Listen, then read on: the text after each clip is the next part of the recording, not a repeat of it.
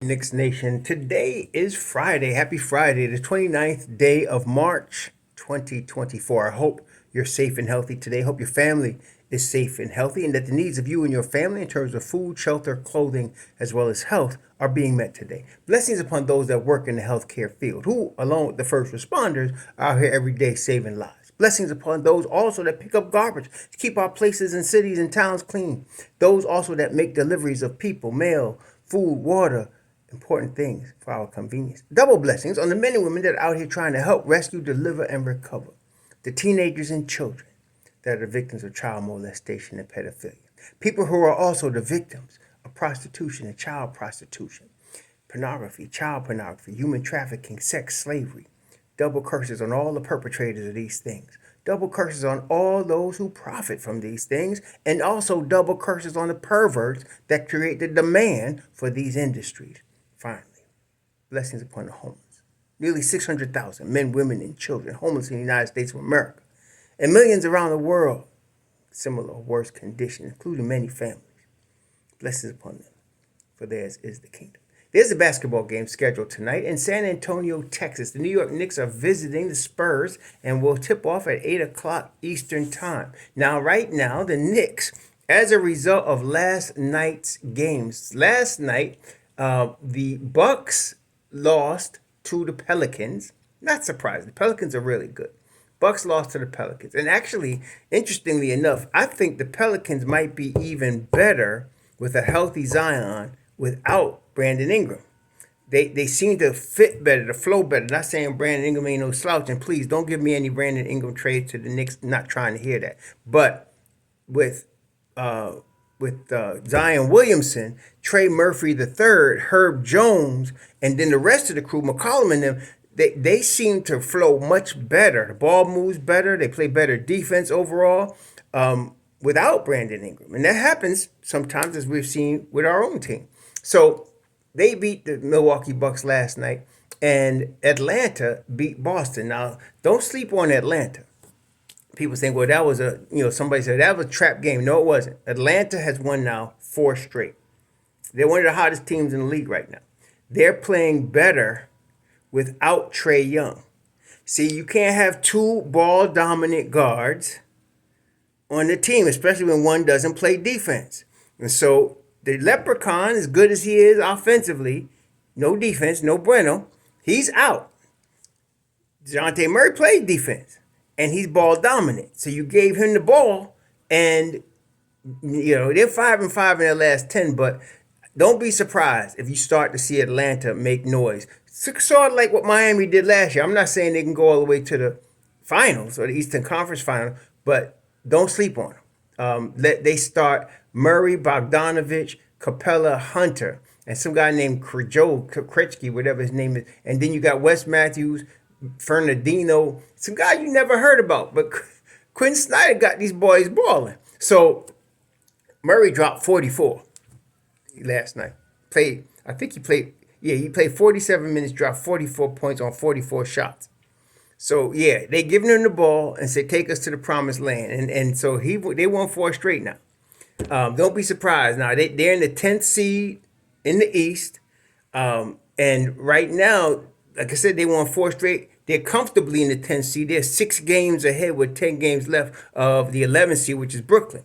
So they're going to probably sew up the 10th seed. So it's going to be an interesting play-in tournament while the Knicks sit back and watch and chill for a minute. Speaking of the Knicks, so now we don't have to face the ATL. We're not worried about that. But Boston lost. So now let's look at when you look at the standings, the Knicks are in the 3rd seed, still only a half game ahead of Cleveland. Now Cleveland is 3-7 in their last 10. The Knicks are 8-2. Now, but the interesting thing is Donovan Mitchell is expected to play tonight for Cleveland. So he's coming back. So I wouldn't expect Cleveland to continue on that slide that they've been on. They're playing the 76ers tonight. I think it's a national televised game. They're playing the Sixers tonight. So I wouldn't expect that slide to continue with Donovan Mitchell coming back. But the Knicks do have an advantage here. Not only that, just as important as being in the 3rd seed, the Knicks are a game and a half away from Milwaukee in the 2nd seed. Knicks are a game and a half from the 2nd seed. I mean, Brethren, when has it been this good for us in New York? I don't want to hear no complaints. And some of y'all still with your tripping mode be coming with trade talk. Stop the BS. We don't, no, nobody needs to be traded. We don't need to go get anybody. We don't need to go after anybody. All we need to do now is get healthy. And I'm not just talking about now, I'm talking about into next year. Same squad, get healthy. Okay, they're going to pay, and all you worry warts, you got to be concerned about something. Very worried they're not going to be able to sign Hartenstein. They're going to be able to sign Hartenstein. Don't worry about Hartenstein. Okay, Hartenstein, OG, Precious, they're all coming back. Don't worry about that. Okay, some of y'all need something to worry about, but no, don't worry about that. No, the only concern we really need is health. That's it. Bring the same band back next year. Okay, minus the bumps, but bring the same band back next year. Yeah. Anyway, right now, OG is not playing tonight. Okay. I'm really expecting to see him Sunday against Oklahoma City. It's going to be on Sunday. You know why? Suppose OG come back and Mitch Ross going to be his first game back at the Garden. It's going to be on. It's going to be off the chain on Sunday. Tonight, though, they got to handle the Spurs team. They're in San Antonio. Now, the schedule gets rough for New York right now. It gets rough right now. Starting tonight. Even though San Antonio, has a sorry record, they back in the lottery, can't sleep on them. They just beat the Suns. They just beat the Suns a couple nights ago. So can't sleep on them. They're in San Antonio. That's a long hike. Then they got to fly back to the Garden to play Oklahoma City for Sunday. Then they got to fly out to Miami for Tuesday. Then they got to fly back to the Garden to play Sacramento on Thursday. Just that flying back and forth, that jet lag, you know what I mean? And then they got 4 games on the road. And this is a little difficult, I'm going to admit, but there's in this 4 game road trip. Now you got a back-to-back from Sacramento on Thursday, getting out to Chicago on Friday, April 5th. But once you get out to Chicago, you're basically in the Central Division. So you got Chicago, Milwaukee, Chicago, okay? Then you go to Boston for April 11th. And I'm going to tell you, except for the Boston game, all these games are important for everybody. For the Knicks, for Sacramento, for Miami, for Chicago, for Milwaukee, all these games are important. Now, good thing about these road games from Chicago to Boston, none of them are back-to-back. They got a back-to-back, like I said, from April 4th, next Thursday and next Friday. Then that's it. They got straight through, they got a day in between each game to recover. That's going to be good. And then after the Boston game on April 11th, it is their last back-to-back of the season. So they play a back-to-back back at the Garden against Brooklyn Friday, April 12th. And then the last game of the season, Chicago comes to the Garden at that point. So now, really right now, between San Antonio, which is tonight, and April 11th against Boston, we need to get some of these wins, right? So right now, the Knicks are 44-28. So we have 44-28, 6 more games. They have altogether 10 more games to play. 6 wins gets us to 50. I'm pretty confident. Like I said, I've been saying this from last August. 50 wins. Okay, now before the OG trade, which you all know I talked about last July. OG for RJ. I talked to you about that. In fact, I said OG for RJ and IQ last July. So that got done. But even if it didn't, I was still saying 50 wins just for the growth of those 2 young players in Tibbs' system and the continuity. And now even more so. So now with all the injuries, Jew's been out since January. Mitch Rob missed 50 games. OG has been out. And they're still on the verge of 50 wins. And of course, the reason for this is the emergence of both DiVincenzo and Deuce. And of course, and the development of Hart. Hart is now in his prime. Bunch of triple doubles, the energizer guy, he brings that. And now you're getting Mitch Rob back, which for tonight you're going to have Mitch Rob back. So you're going to have Mitch Rob and then, of course, Precious Achiuwa, who I told y'all was Charles Oakley 2.0. I don't hear all them detractors laughing about that anymore. Yeah. Anyway, Precious, Mitch Rob coming off your bench. and then you're gonna have Bodega Bum. The last game, Bodega Bum back. He played good with Mitch Rob. That's a blessing. But some of y'all got too happy and think he's gonna be in the playoff rotation. You need to calm down. He's not gonna be in the playoff rotation. But last game, Tibbs actually played Achua 27 minutes, Bogdanovich 16, and Mitchell Robinson 12. I think you're going to see similar. Milton played 10 minutes, but that was, as we know, garbage time in the fourth quarter. I think you're going to see similar. Achua, Bogdanovich, Mitchell Robinson. It's going to be 8 men. I want you to notice 8-man rotation. Last game, he started McBride, and I think, I got a feeling McBride stays in the starting lineup. I mean, and some people think, I don't know. Like when Drew comes back, I don't know what they're gonna do. Because you got to keep DiVincenzo in the starting lineup too. The flow was with Brunson and DiVincenzo. Deuce coming there, don't he going off. But Deuce is a guy, and I've been saying this for 3 years. He needs regular minutes. Every NBA player does. He needs to know what minutes he's gonna play.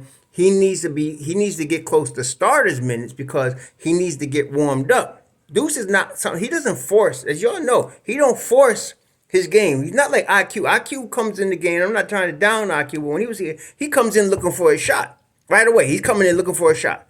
IQ is trying to go 1-on-1. If he can't, then he'll pass. Deuce is looking to make the right play.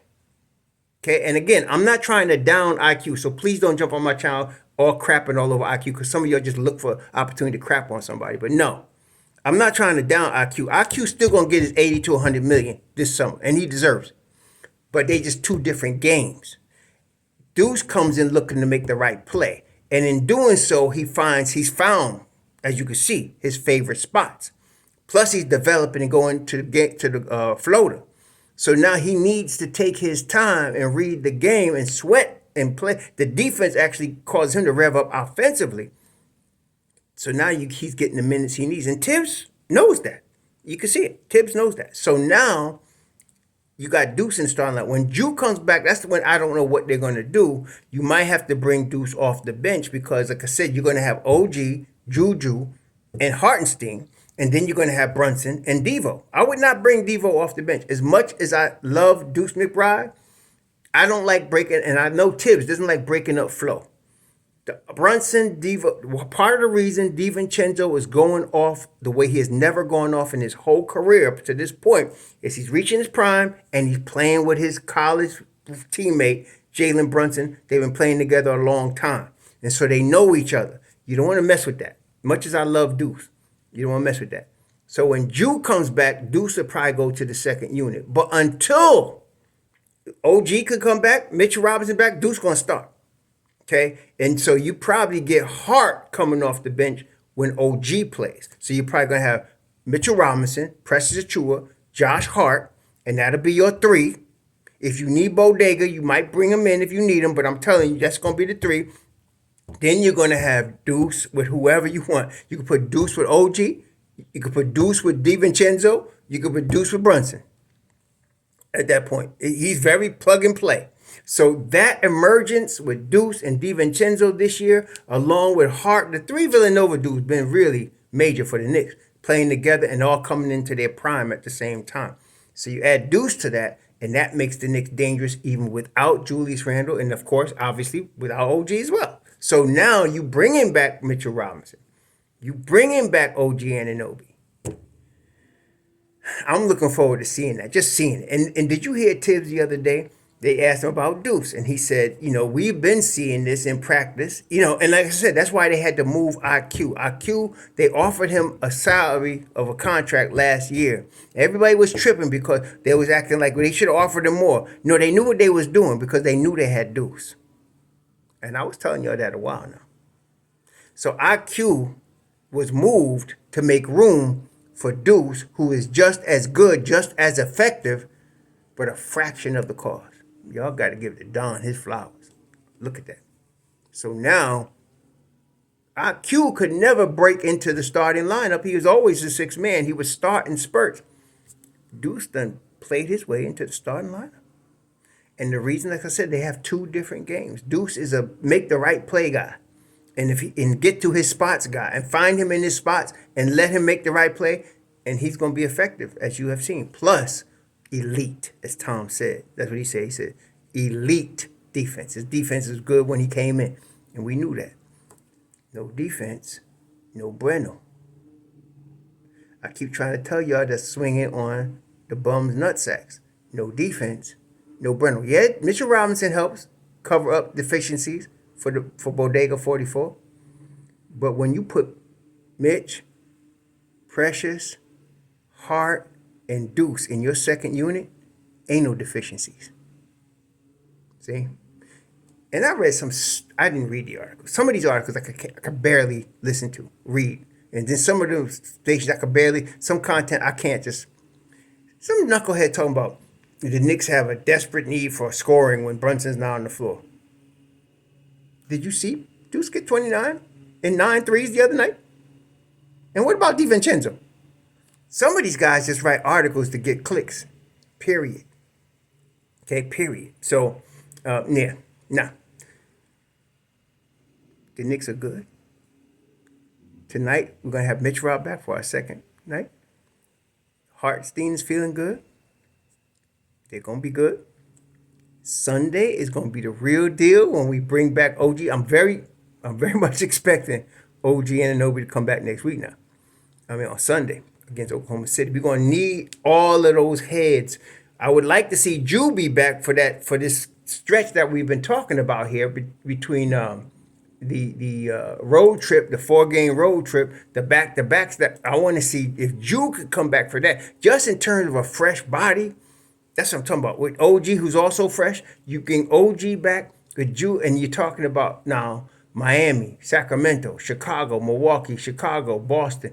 If we can get both of those guys back for that stretch right there, it'll be good for them and good for the Knicks. Okay, like I said, even if Deuce got to come off the bench, again, think about this: Mitchell Robinson, Precious Achiuwa, Josh Hart, Deuce McBride.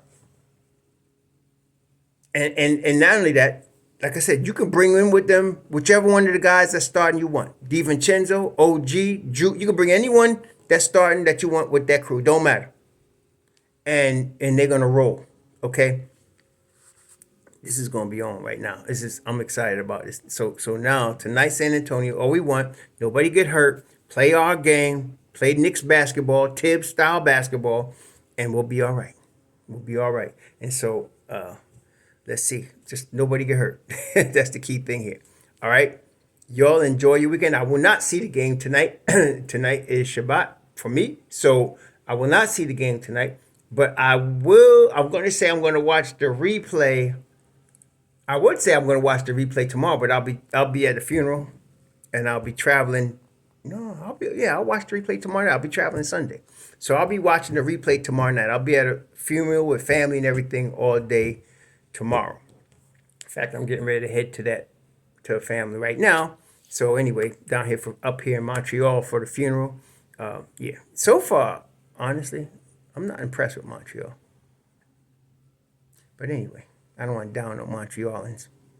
But y'all enjoy your weekend. Sure.